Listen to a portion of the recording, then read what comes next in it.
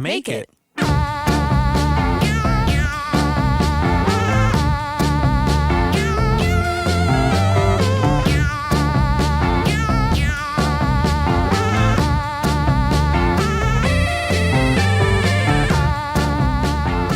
George's blanket. Is there hair on it? Oh, yeah. That's good luck. It's his favorite. I was hoping he'd come in, but he's outside. Unless it's raining. Second favorite spot. Unless it's raining, he's not inside. Mm-hmm. Or to come gift me with a half-eaten animal like he did the other night. That's because He's a thoughtful boy. a good boy. Yeah. How are you? Not too bad. Just wearing a new white shirt to go along with my new white speakers. Oh, color coordinated. Yeah. How did you choose the white speaker? Well, and the white shirt, but how did you choose the white speakers? Well, every other speaker is generally black, like 95% of them. So I could get these in black or white. So I just wanted to do something unique, sort of unique. It was just time for an upgrade, huh? In the studio? Oh, yeah. The color, I don't care about the color at all, really. But it was just, I had to get some better speakers just in terms of doing more studio work, doing more mixing. I just had to get better equipment, just the way it goes. As you progress with your skills and ability, the gear should match that and make sense with the timeline that you're on. And just I want to up my game in every different level, and having better speakers allows you to hear things in a more precise way and make better decisions. And are you upgrading your fashion game with the new white tee? Well, it's just a cheap white shirt. I don't know if I'd call it upgrading my fashion, but it's a new shirt. It's not Rambo. That's all I'm saying, is it's different for you. I've wore white shirts in the past, and the funny thing is, the second I got home, I grabbed the scissors and cut the tag off, and the back of the scissors happened to hit into, at some point, the the solid steel, or what are those pans called? Like a cast iron? Cast iron. Okay. Yeah. The cast iron pan, which you don't really wash, of course. You clean it, but you leave the sediment in there, and there was some of that was on the end. So as I'm cutting the tag, I got a grease stain on the shirt before I even wore it. Well, it'll just match every other t-shirt that we share, at least, in the house. Yeah, you get more food on shirts than me, I think. But it's okay. Welcome to Make It with Mike and Kristen, where creative people talk about what they make and what making it means to them. Well, you're making it today with this fashion speaker thing. I'm liking this. I've been into yellow lately. I've been trying to wear cheerful things. So I borrowed your yellow Muscle Beach t-shirt. Looks good on you. Taking me to California right now. Yeah. We got nice weather here. It's just the sun is out. Gun show you got going there. See? Sun's out, guns What's out. the pose? He's doing this on the shirt. Get the wrists curled. Yeah, okay. Does that do something different with the muscles if you curl the wrists, or just looks cool? I don't know. We're not in the bodybuilding. Yeah, I don't know too much about it, but Arnold would know what to do. So how are you doing? Doing pretty good. Had an interview this morning, a media interview, and just trying to squeeze in all the fun summer things as we do here in Nova Scotia for this chunk of time. We got a couple months to do all the beach, all the kayaking, all the outdoor stuff. So I got a flat tire on my bike yesterday. You did get a flat tire? I wasn't too far from home, about a hour walk, but you came and picked me up, so we made it work. Yeah. Now I got to figure out how to fix it. So yeah, hopefully it's just the inner tube and not the tire itself. I haven't fixed it. When I was like 5, I could do that in my sleep, and just haven't done it since then. So I think we can handle it. Yeah. Well, today we are here on our duet episode, and we're going to be talking about building community through art. And this is something that I know we have found over time is kind of at the heart of almost everything we do. Maybe that wasn't our intention setting out, but there is this thread that kind of weaves through music and podcasting and writing and Yeah. Togetherland that we've kind of come to notice and I guess be more aware of now that we have made this observation. And I think that any type of art you're putting out into the world, you need an audience. And when I was first started playing music, I guess you're aware of that because without an audience, you can't. I guess you can just create for yourself. But if your goals are to play in front of people, to have people hear your music, you're often at least considering the growth of an audience or having one in front of you. But early on, I never thought of community. And I guess the community comes from that audience. And in my eyes, community is when members of your audience are coming together themselves and have this shared either moment or ideal or vision or something with your art in mind. And they are able to gather in your creative space, whether it's a show, whether it's a online event. Yeah, that they gather as a group and they begin to connect with each other as well. Because I think if it's just your fans just doing their thing independently, that's not necessarily a community. There has to be that something that links them all together. Okay.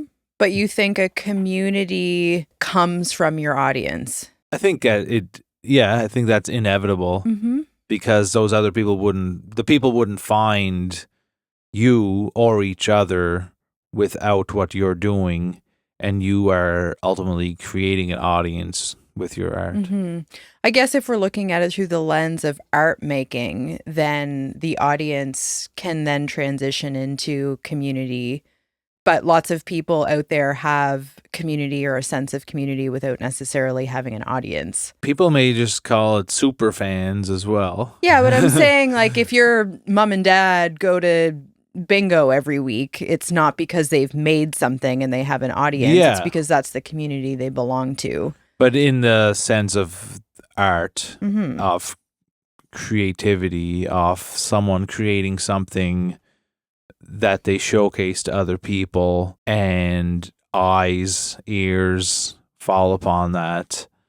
Like, I believe that is you're creating your audience, and then the community can form amongst those audience members. Mm-hmm.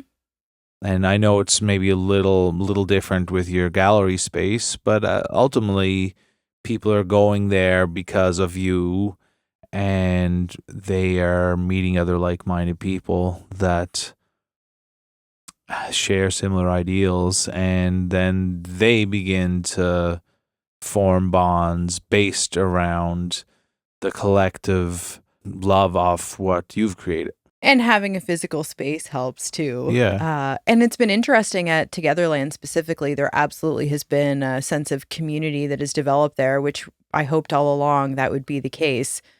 But there also might be community members that come in that don't know that you play music or don't know that we host a podcast or don't know that we wrote a book together. Yeah. In some cases, maybe didn't know that I was the artist that was running the space. They just heard of an event and popped by. So there's also that way of discovering our art through being a community member. So it's kind of flipping that the other way around.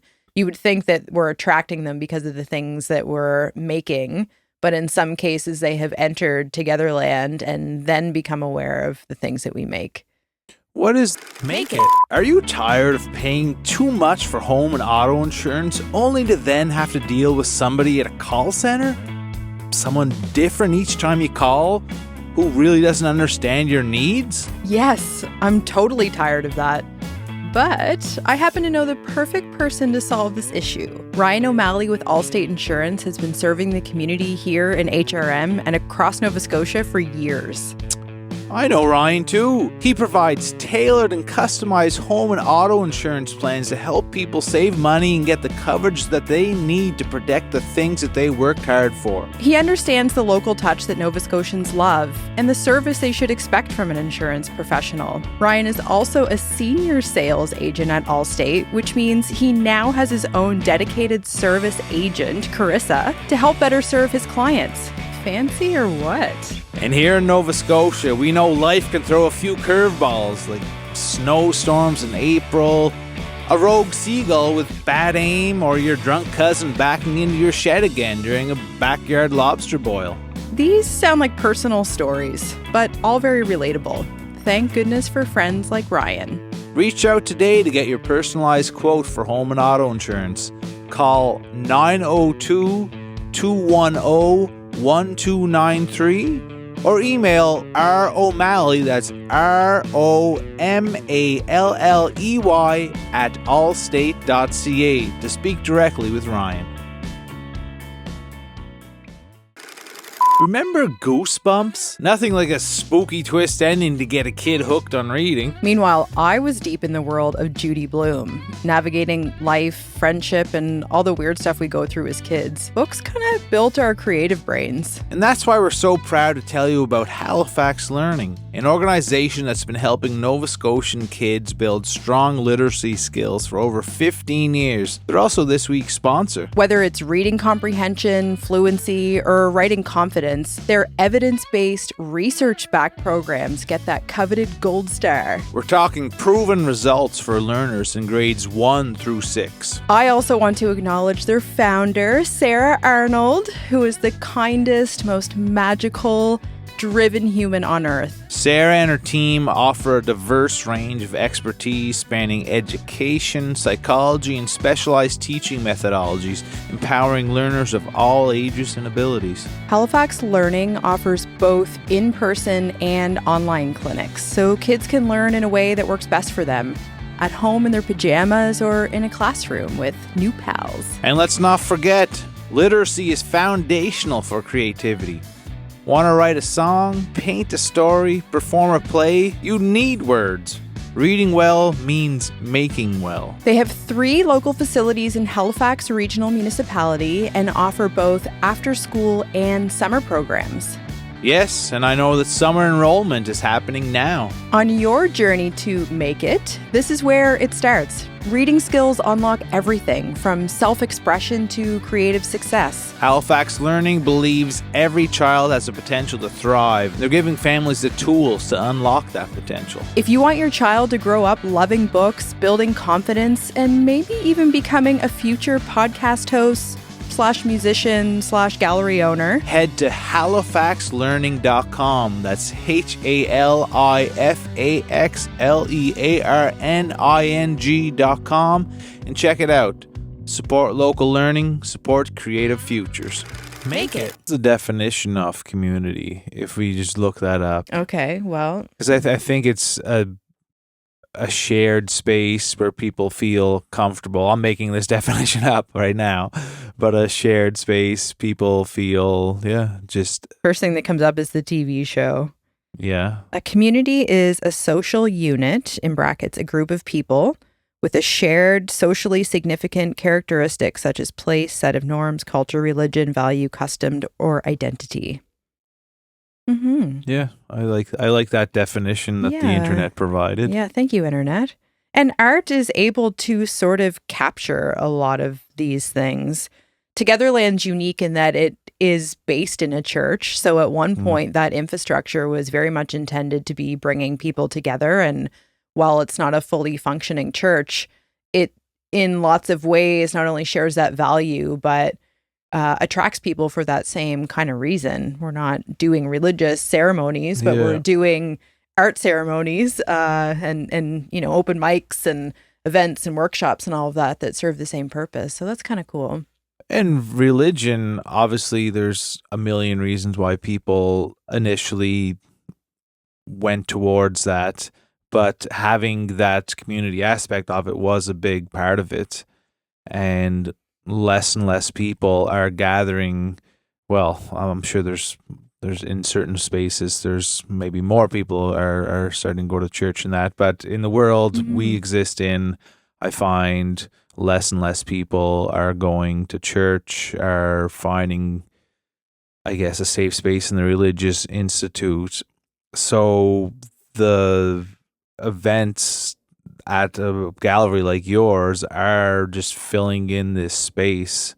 And when on your thesis you did, uh, in your master's thesis, you talked, I remember, to Alex McLeod, and well, he could say it 10 million times better than I could, but he was talking about how celebrities and certain figures are almost filling in this space that religion once actually took up, where people idolized the priest or just God in general, and now people will put that attention towards different figures in pop culture.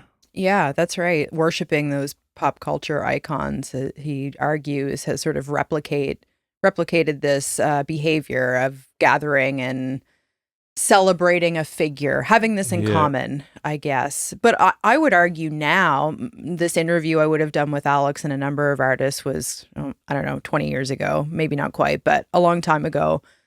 I would almost argue now that the importance of community is all the more, but it's really hard to encourage people to kind of get out of the comfort of their house or their pajamas or their Netflix show or whatever the case may be.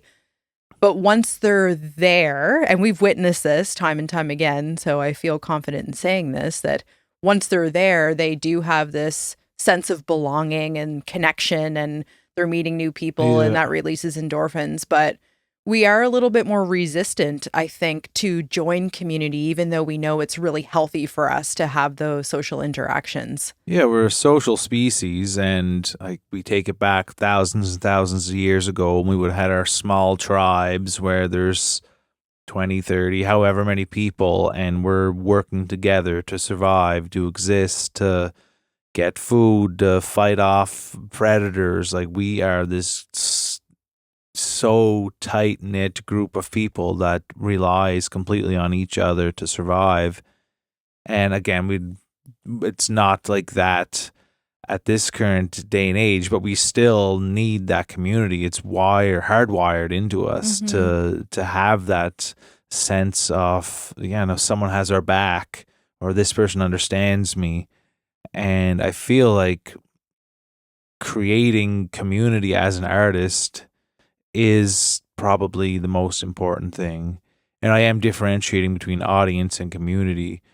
And creating an audience is amazing, but you don't have to be involved. Like you can put out things and create a wide audience, but the community aspect, you are in a way touching those people in some capacity where you have to be directly involved with them. Yeah, and more than ever, I guess, why don't I start by asking, how do you feel that you rely on your community? Like, what are the ways you say that this is an important part? What in your life or as an artist do you kind of look for from your community? I think that there's a number of people who started off as fans, then became something bigger than that, and now they're just part of the fabric of what I do as an artist. They are they're friends, Hmm. and I don't think that to create a community you have to be like close friends with someone, but music has brought about a lot of people into my life that are meaningful to me, are there in any capacity if I need people, or just you can rely on them to help with different aspects of our career. Like they're going to always share when we have a show coming up, or make sure they tell other people about it, buy tickets, and they're going to spread the good word off us, Hmm. like it's almost in that religious sense when you really Mm. look at it. because people are proud of what you do. They believe in what you do, and they are willing to tell that to other people. They're willing to go out on a limb and say you should support this band, this artist. Their music is good. They have a good message, and it's fun. So I guess for me, it's just nice knowing when I go to this place, there's going to be these people here that I know now, and that will be kind and good people and will be supportive, and have a number of those people in different places. And you always have people that just, I guess, support what you do. So it brings a sense of comfort to you. Yeah. Okay. Comfort, and it just I guess it's the same thing, just social. When we talked about how important being social is, and as a species, like when you show up somewhere and someone's greeting you with open arms in a positive way, that's just the feeling that humans need. And it's important for us to reciprocate that.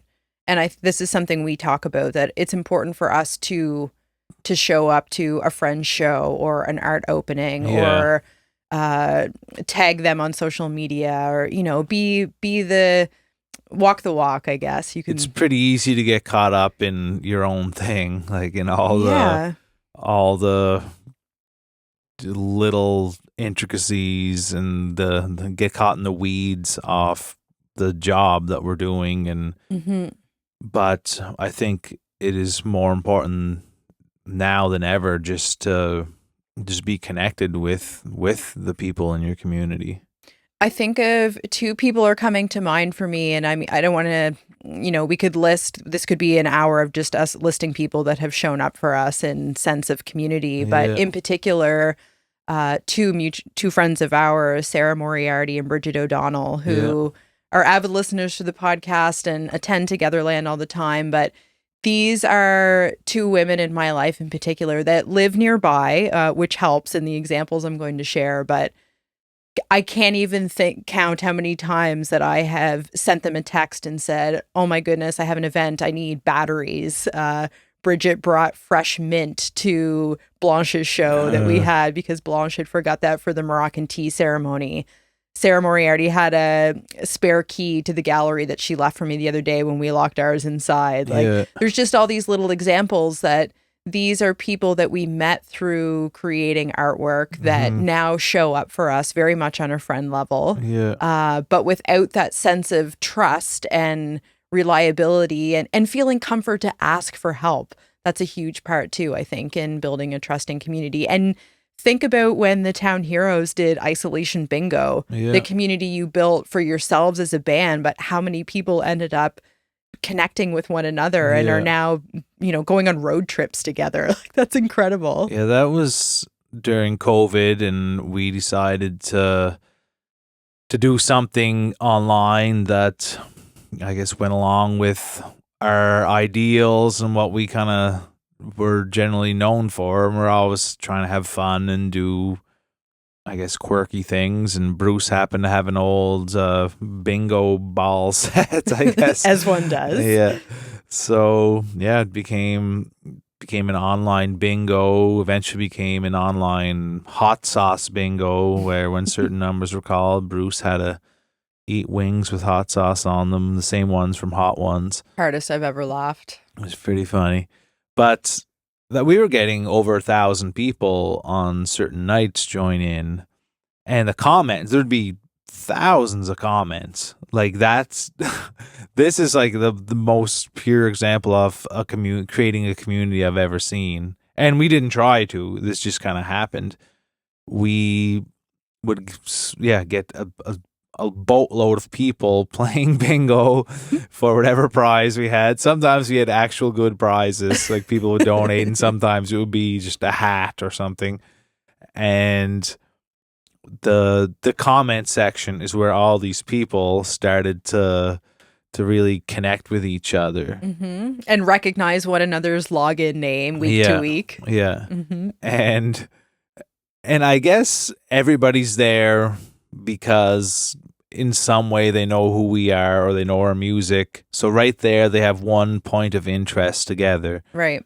They appreciate what we do. I guess a lot of people did show up who had no idea we even played music. By the end of it, like, yeah, they play professional bingo callers. They play bingo and give out prizes, so that's their job. A couple people left thinking you were professional bingo callers and were irritated by how slow you were. Oh yeah, when the old gals would tune in who are bingo addicts, and we talk for 10 minutes about Carl Winslow from what show? Family Matters. Family Matters between numbers. And they just gave up. And like, what the hell? Never is playing this again. But it had its own charms, and most people love that.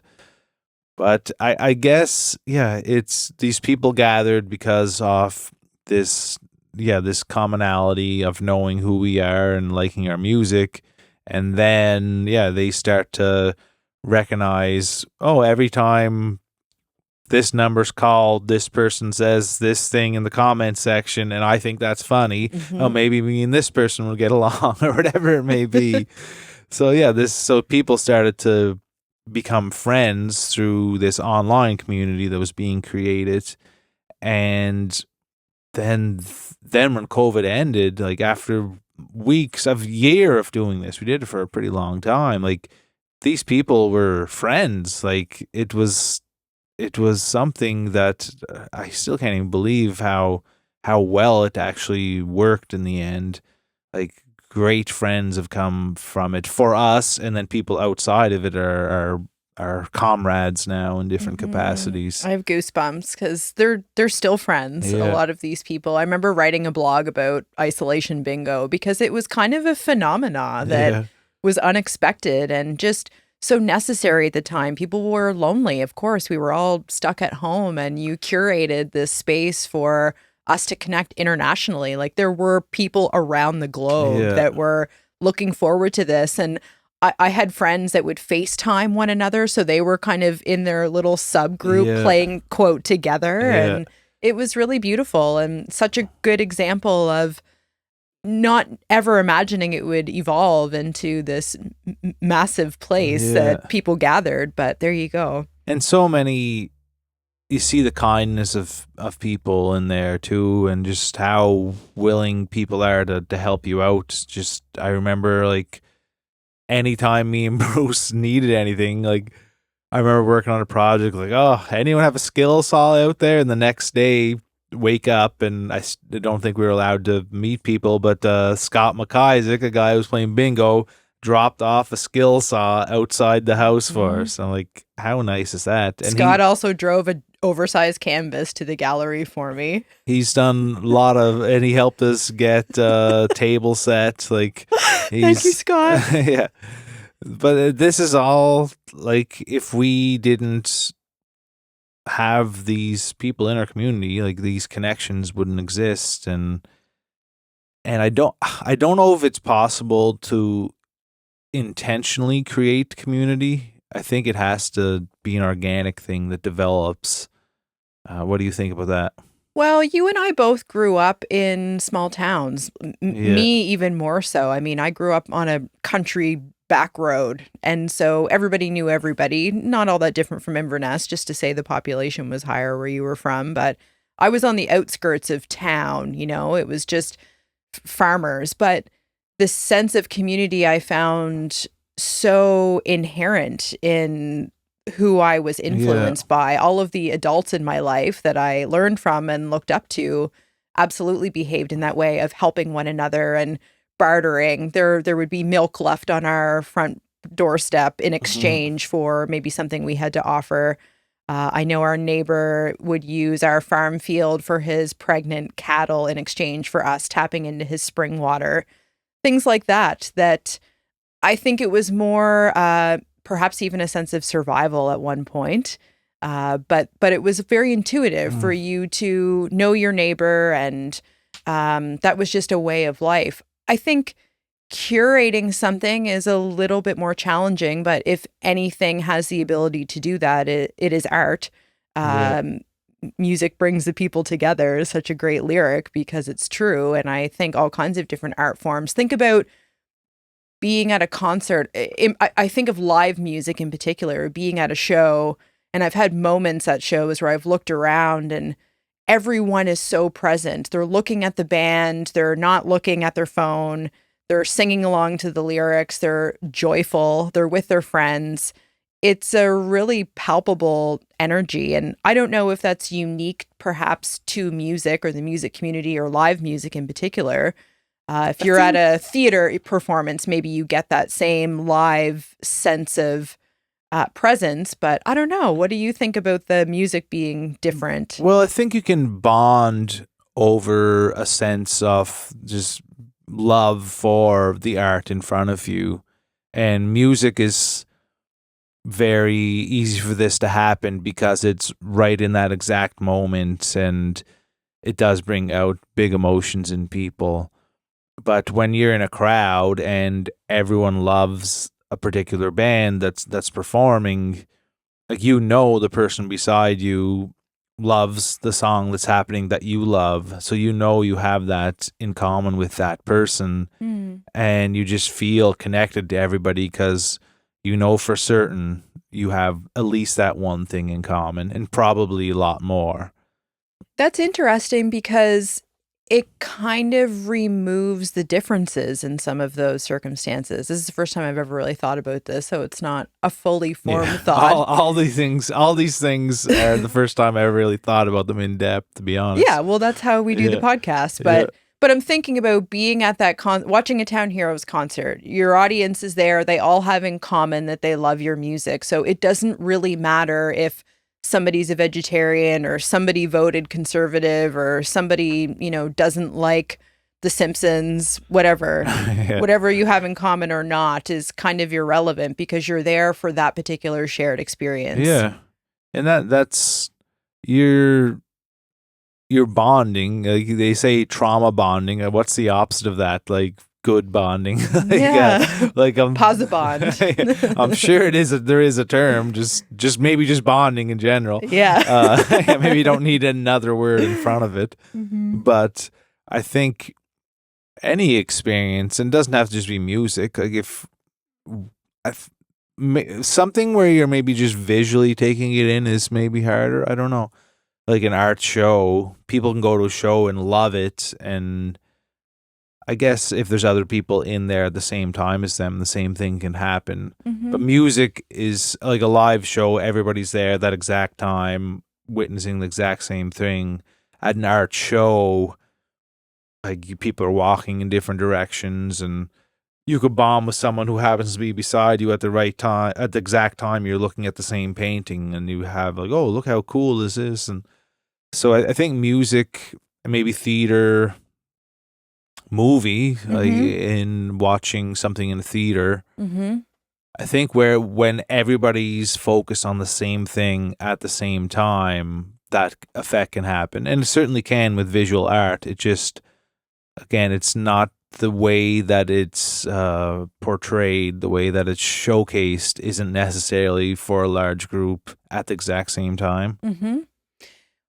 And I would say podcasting is yet another example that would be unique to the visual art and the music Yeah. experience because and I say this from our perspective as the podcast host, not necessarily as a listener to somebody else's show, but for me the importance of the connection and the community building is everything with this Yeah. podcast.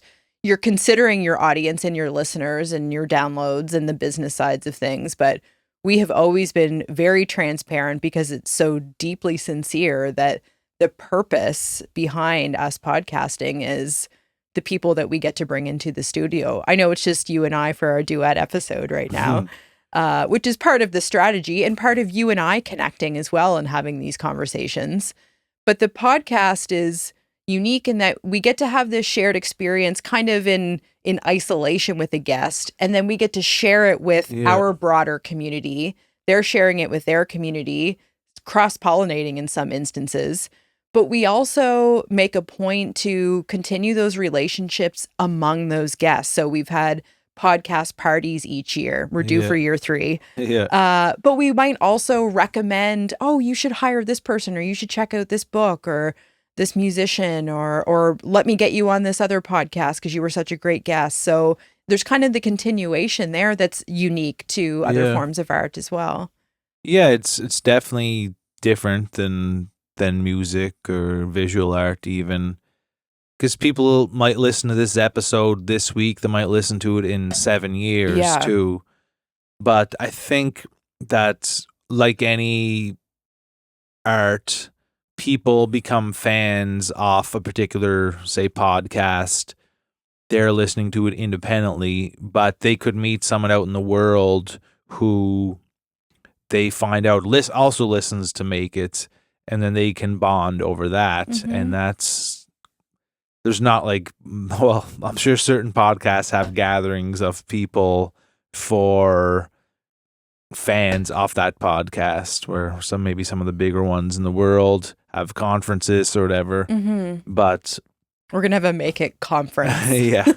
But even like when we were at South by Southwest, we went to a Mark Maron talk, and going in there, okay, everyone in here is probably believes in these certain things, because if they're a fan of him, what he generally stands for and what he tries to represent. So in that room of 1,000 people, they're probably on a lot of the same pages of certain things. Of course, we don't know everything of what he believes in, but it's nice going into a space like that when you're a fan of something and that audience is there, and we have those commonalities again, and we could turn to the person beside us and probably strike up a conversation very easily, because we at least have that in common. We're fans of this particular podcast.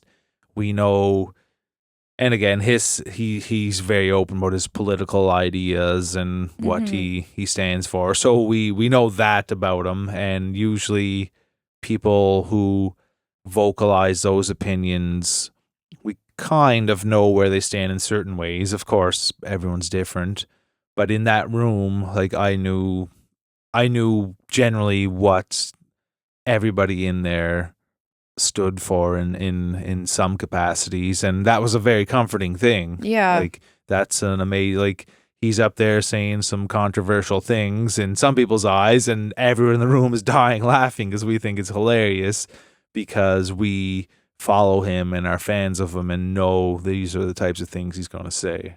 There is a like-mindedness among your community for the most part, Yeah. which is why you feel comfortable or Yeah. that you belong. Does anything come to mind? I know I'm putting you on the spot a little bit, but have you ever been in a space that you felt the opposite of that maybe this is not the community to which I belong, but you found yourself there? I played a show once, and there was neo-Nazis there. Okay. In a town in Nova Scotia, Didn't actually. belong there. Yeah. Okay. We left before we even got paid. Oh.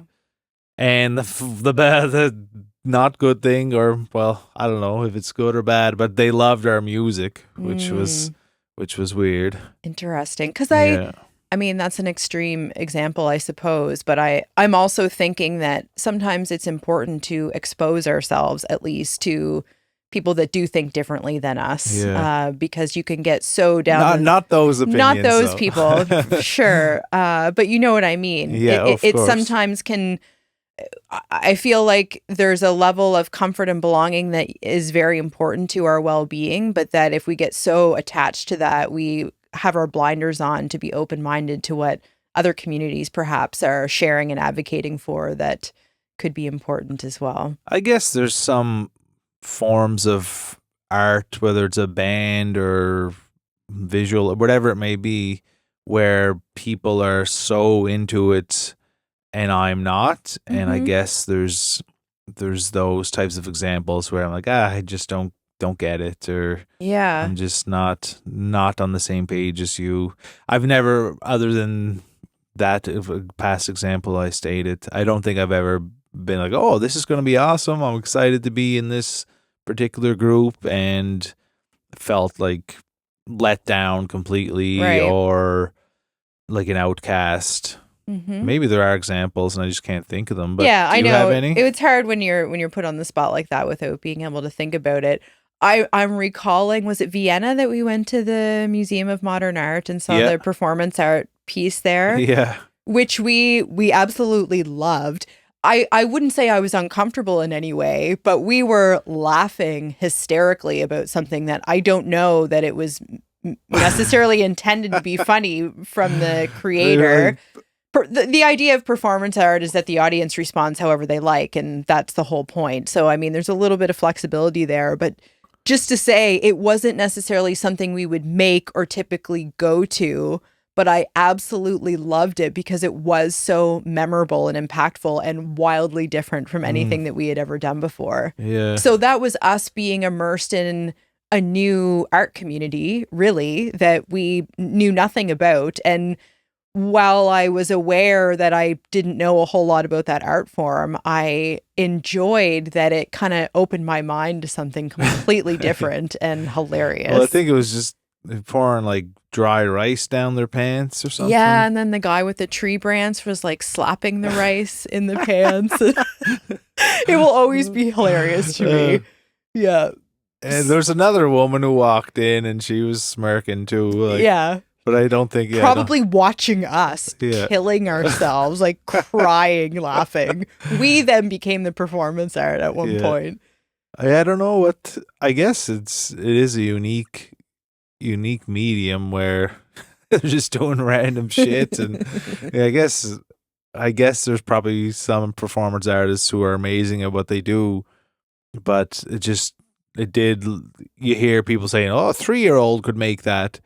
Like, I think with that type of thing, as long as you can just you're willing to do it, you can be a performance artist. Sure. Well, But a performance artist would say, "Oh, you're crazy. You gotta be trained in these disciplines and this and that and that." But I would say anybody can be a musician or anybody can be a visual artist too. yeah, And that kind of makes me think about, I know we talked a little bit about the difference in audience and community, but do you believe it's a chicken before the egg scenario with art making? Do you require some sense of audience or community to make it in the art world? Or do you feel like you go make the stuff and then that's going to be what attracts and builds your community around you? I think you have to make the stuff Mm-hmm. and just see what happens. Because I think of someone like Jim Carrey, who obviously is a very famous actor. And when Jim Carrey releases his paintings, everybody's going to buy them because it's Jim Carrey who already has an audience. Yeah. Do you know what I mean? Well, that's most of the most famous podcasts in the world are famous because the person's already famous. Yeah. Doesn't mean they're better than anyone. And of course, most of them are good, but it doesn't mean that if they were just an average person and had that podcast, they'd just be a nobody, like most podcasters. But they're already famous, so they have a huge audience. Mm-hmm. Like, we're certainly not famous podcasters, but I would argue that you having a built-in community already through music making, and to a lesser extent, but still to some extent, me as an artist having a built-in community, we would attract those listeners out of the gates. Some of them, yeah. It's a different medium. Like, someone who might likes alternative rock music might just like the sounds of it. They don't care about what someone's feeling when they're making it or creating it. So it's possible that there's a carryover of audience, and of course we know certain people who have come and become fans of our podcast, who are fans of what we do individually. But it's not a guarantee, I guess. And again, we're not Jim Carrey, so we're not on that level. But yeah, I think having even a little bit of an audience certainly helps when you're expanding to do something else. Hey, Kristen, do you know what's awesome? Theme parks? Cotton candy? Well, yeah, but I was gonna say saving money. Saving money is awesome. Well, the sponsor of this week's podcast episode, Ryan O'Malley with Allstate Insurance, can help you save money with home and auto insurance. That sounds fantastic, but I don't like dealing with call centers and talking to like 30 different people. That's the amazing thing with Ryan. You don't have to deal with a call center. You get to speak with someone local living in Cole Harbour who knows our area, our weather, our vehicles, and our housing needs. Ooh, I love the sound of this. And with the money we will save through bundling our insurance with Ryan, you can take me to a theme park and buy me cotton candy. We can buy anything you want with all the money we'll save. I'm sold. Sign me up. How can I get in touch with Allstate Insurance? Well, you can call Ryan O'Malley at 902-210-1293 or email romalley@allstate.ca. And he's been a fantastic supporter of local arts in our podcast, so we really give the thumbs up to Ryan. Thank you, Ryan, for helping Nova Scotians save money while protecting the things that matter to us. How has your community changed over time? They're older. I think that's just, as are we. Yeah, I think that's just inevitable. Like when I was in my 20s, like most of my cohort of people are going to be generally closer to my age. I guess, and what I try to represent is going to be different now than when I was that age as well. So that's going to attract different people. Yeah, it's kind of interesting. I feel like musically in a, I don't want to say a weird space, but I never really have been able to pin down exactly who my audience is, and never even really wanted to think about it. It's just everyone tells you have to know who your audience is. Business advice. And when you're writing grants, like, who was your audience? And yeah. you just take statistics from Facebook and Spotify, and like, I don't give a fuck if someone 19 likes my music or someone 80. Like, I just want to write music that people like, but I'm told I have to know what these metrics are, and I don't want to be thinking like I want to write music for 19-year-olds and that's all I'm going to do. Like, I'm just writing music that I like, that I feel makes sense for me, that I can enjoy, and I guess the audience can be any age, although that's not, again, what you're told to do. Well, and I think the advice of knowing your audience is also meant to be a helpful tool to you. So when you're, for example, writing a social media post, who specifically are you talking to? Because if you're talking to everyone, it gets a little bit harder to be consistent, or what exactly do I want to say? If you're speaking to you, essentially, like a middle-aged guy who's going to come to your show versus a 19-year-old, you might phrase things or post a different visual or that kind of thing. We went through this when we wrote our book too. Who's your target audience? This question always comes up, and I understand that struggle because it could be, in theory, anyone. Yeah. But I think the advice is meant to come from a place of making it easier on you, not more confusing. Yeah, I feel like it does a little bit of both at times. I know what it's supposed to do. And I know of some artists who just change to try to stay with the like younger, like Coldplay. When they first came out, like, these guys are awesome. They sound like Radiohead and Travis, and two bands I love, and now they're just like a EDM dance band that collaborates with the world's most popular DJs. I'm like, these guys are horrible now. Yeah. But I haven't really followed Coldplay, but I will say there is no bigger turnoff for me as just a person, but certainly as an artist, in watching people just try to do what's cool or what they think people want. Like, for visual artists, it's really trendy on Instagram to like turn around and expose the painting you've made because it forces the viewer to watch that video longer, which boosts the algorithm. And anybody that does those videos, you think to yourself, this lacks creativity actually, because you're just trying to do what you think this app It wants works you for to do. lots of people, though. It builds your numbers. I understand, but I find it's just unbecoming. And there's lots of people who model themselves completely after like a bigger, say, musical figure and dress the same, sound the same, and it works for them. Like it's something, I guess it creates those commonalities between listeners can say, "Oh, this kind of reminds me of this other act," and it works.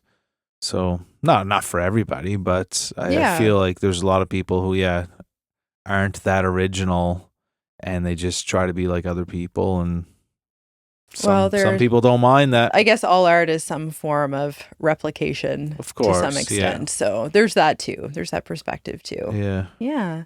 Well, is there anything else that comes to mind when you think about community that we may have missed?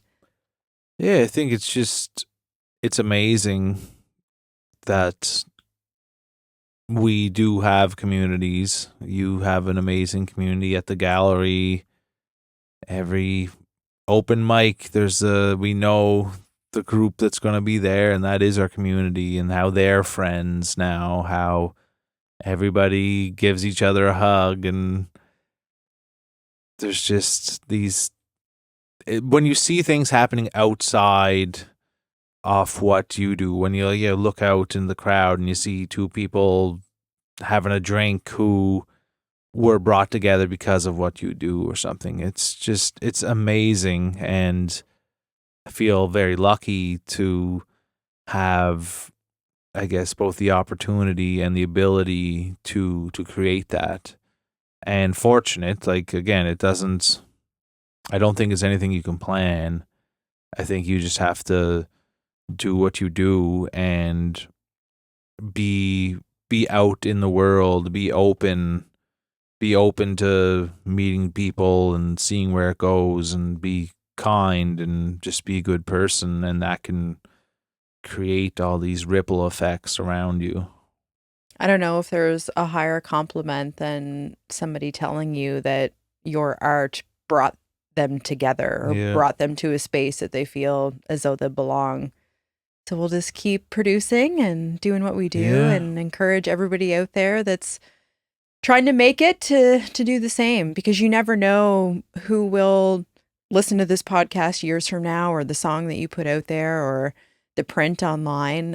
It really can impact people even if you don't hear about it. So that's one step towards building your own community. We played a house concert a month or so ago, and a person who never heard us before used one of our songs as their first dance wedding song just a week ago or something. That's sweet. Yeah. And that was at Ryan O'Malley's, was it not? Sponsor, there you Ryan go. O'Malley. Give him a shout out. Yeah. Well, this has been really nice to connect on this philosophy, because it's something that we do not only cherish, but we talk about often. It's something that we are truly grateful for, and are really lucky that we have the community that we do built around us. Awesome. Well, anything else? No, we're good. Cheers, everybody. We'll be back next week. Much love. Make It with Mike and Kristen is recorded and produced by Michael S. Ryan at Hot Jupiter Sounds. Intro and outro music by me as well. Cover art by Emily Rankin at Take Note Graphic Design, and photography by Candace Moore. If you cool cats want to help us out, the best way to spread the word is by telling a friend about us. Tell your mom, tell all your buds. Word of mouth is still the best way to reach people. It's free for you and helps us immensely. And if you're into it, you can like and subscribe and all that stuff too. Another way to support us is through our Patreon. We have a number of super fun tiers and perks like bonus content, handwritten postcards, creative coaching, and so much more. Find us at patreon.com/Mike and Kristen. For the makers, the dreamers, and the figuring it outers, have fun trying to make it out there, friends.